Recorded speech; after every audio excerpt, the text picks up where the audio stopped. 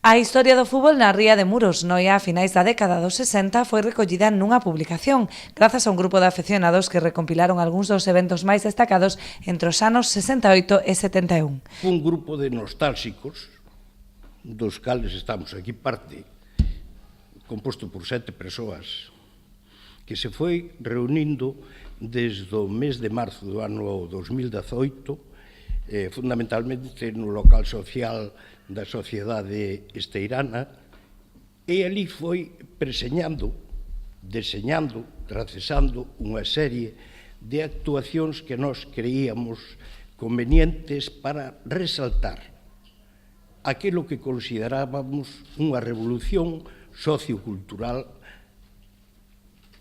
na época aínda da ditadura.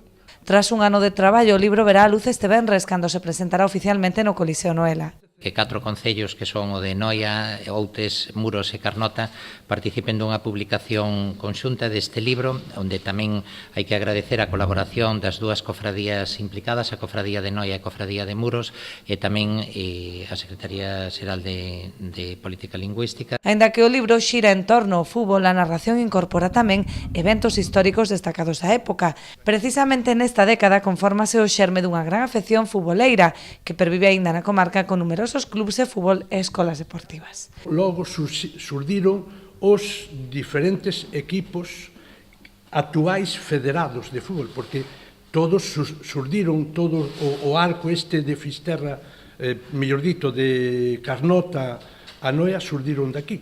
Curiosamente tamén o Noia actual refundouse logo da participación do campo de Noia que participou na ría de Muros de fútbol. Na actualidade hai 4 clubes de fútbol, máis unha escola deportiva dos miúdos, que efectivamente ten un equipo de mulleres que nos está dando grandes satisfaccións e moitos éxitos.